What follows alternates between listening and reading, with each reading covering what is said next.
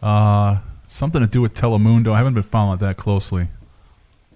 Well, okay. Well, maybe the Spanish contestants are getting on him about this wall, wall to Mexico thing. Maybe they're not translating appropriately. Translating. Oh, you mean the Pope thing? Oh, that was a classic too. I mean, maybe Trump is Antichrist. As a long-term student of history, has there ever been a person that could get into a beef with the Pope and come off better off than when he started? There was a time in civilization where if you got in a beef with the Pope, you woke up dead, as they say. Yeah. You were ostracized. Beheaded in a dungeon. After long and painful torture. Yeah. Even up. You're right though. Even up until recently, the Pope. I mean, there's still 1.5 billion Catholics in the world, but apparently, somehow, Donald Trump mouthed off at the Pope. I don't know. Is it because the Pope started it? I mean, maybe you started it. No, you started it. No, we're at that point, so maybe that's what it is. And maybe the evangelicals, have no love for Catholics. Or maybe, some people see the Pope as some kind of Antichrist, center of power or something like that. And, I'll say it on this show because I can talk a little bit more morbid on this show, but this is one of those election cycles where you have to take a good, hard look at who runs as vice president because Hillary Clinton's 68, Bernie Sanders is 74, Trump is 69. Yeah. Right. 69 plus possible 8 years. Eesh.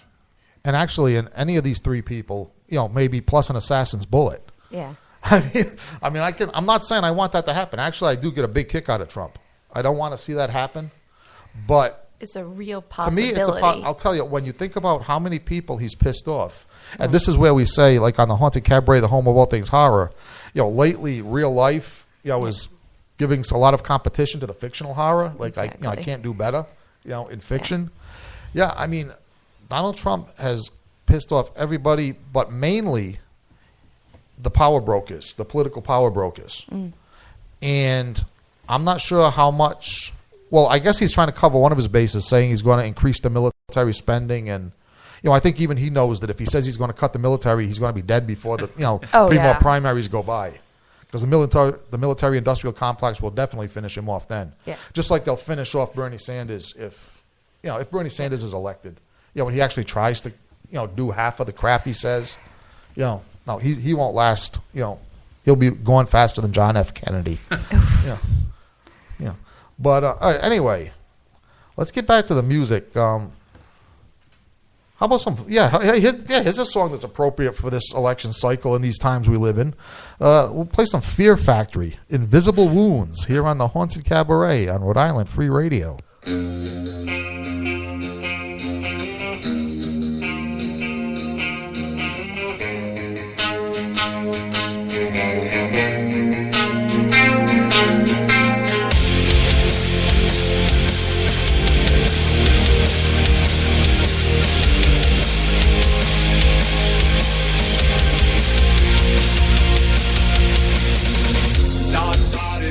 In darkness, no sign of light ever given. Imprisoned in the world without the memory. Unconscious or am I conscious? Cut from the heart I am part of. Sometimes I feel as though I'm frozen in heaven. And I saw my own face in the dark.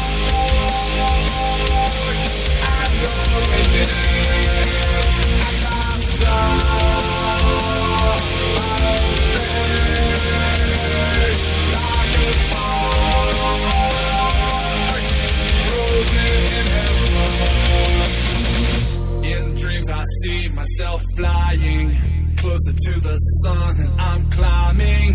Try to touch the sun, the brightness burn my eyes. Unconscious or am I conscious? Fell from the sky like a star. Sometimes I feel as though I'm frozen in heaven. And I saw my own face in the dark. I know it is. And I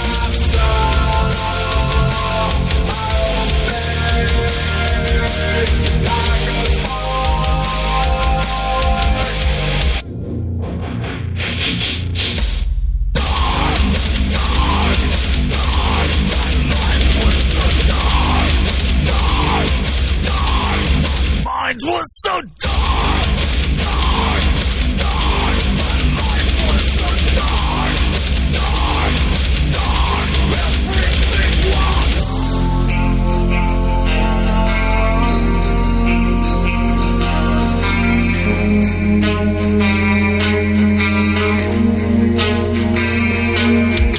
Unconscious or unconscious, fell from the sky like a star. Sometimes I feel as though I'm frozen in heaven. And I saw my own voice in the dark. Not loneliness. And I saw my own voice like a spark. Frozen in heaven. Dark eyes floating in darkness. Dark eyes floating in darkness. Dark eyes floating in darkness. Dark eyes floating in darkness.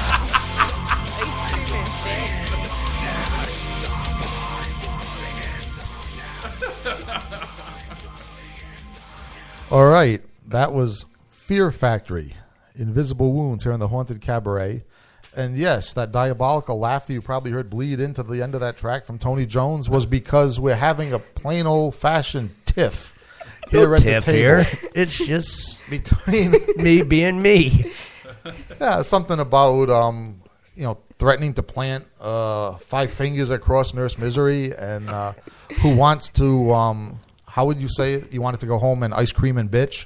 Ice cream in bed. Oh, ice cream in bed. Okay. I wanted to eat ice cream in bed. Wow. I heard ice cream and bitch too, so don't feel bad. If I have ice cream in my mouth, I can't bitch. Oh yes, you can. Where there's a will, there's a way. I'm Well, not yes. that talented.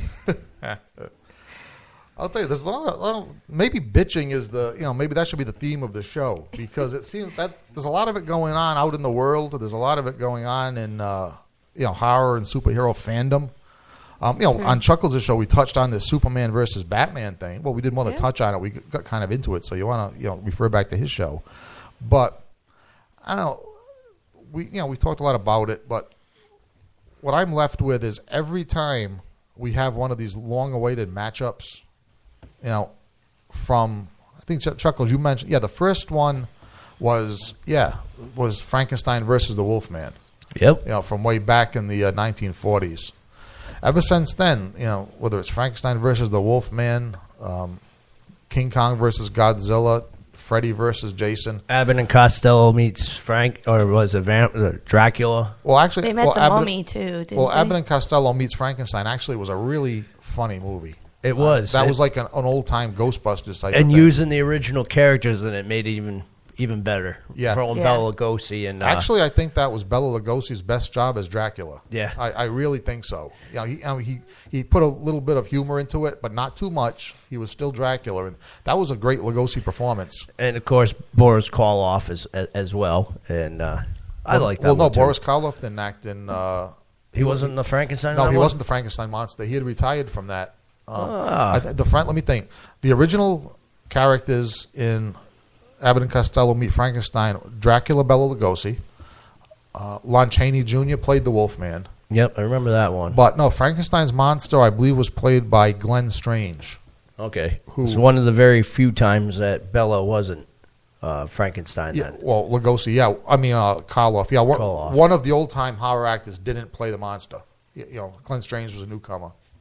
No, by that time, actually, Boris Karloff, I think he saw the character's potential had come to an end, as far as playing the character. The other problem was that when he played the Frankenstein monster in the first film, he hurt his back doing it.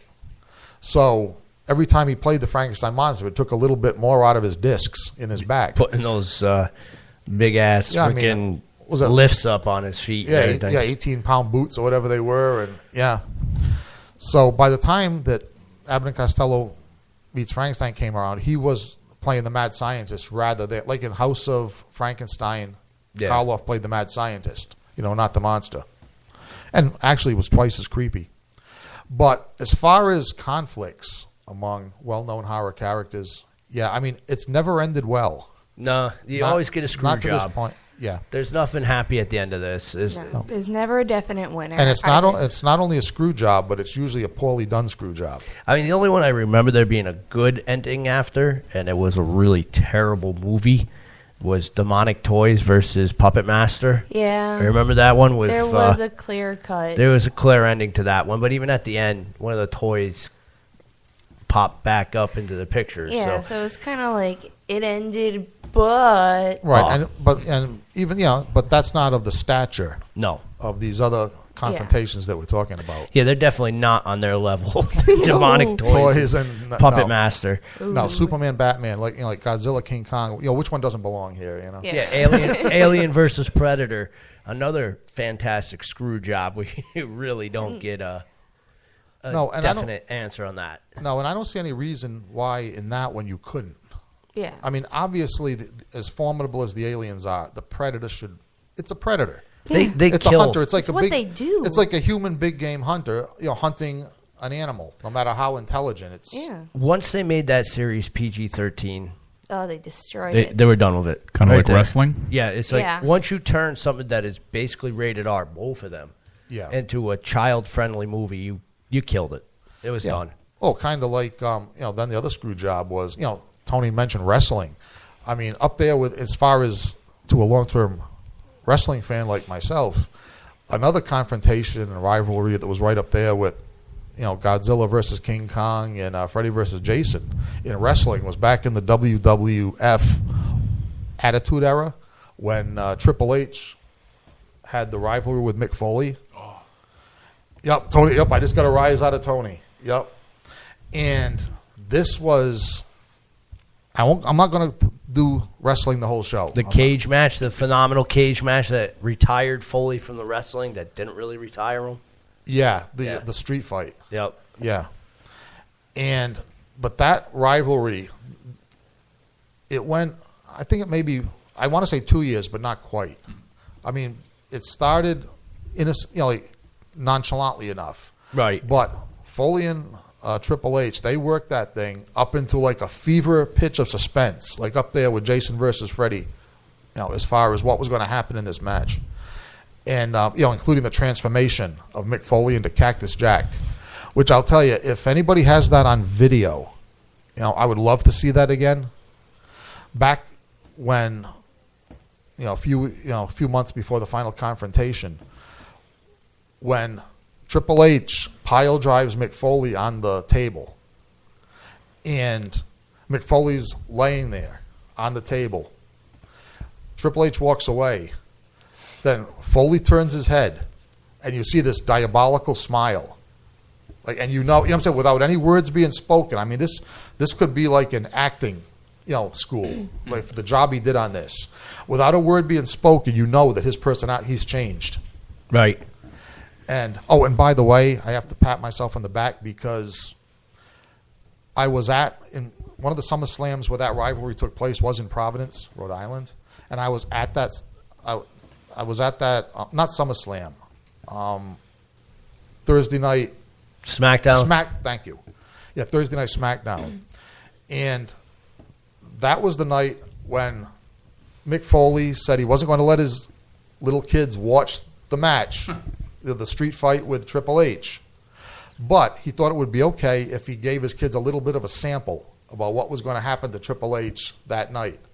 And he went wild. He beat the living hell out of Triple H, dragged him up on the timekeeper's table, and gave him 5 pile drivers on the table. The table, it wasn't a cut table. The table wouldn't break. So Cactus Jack decided that something was going to break. It was either going to be the table or Helmsley's head. Wow. And he gave, pile driver number 1. Helmsley slumps off the table. Table is intact. 2, drags him back up there. Table survives. Took 5. 5 pile drivers on the table before the table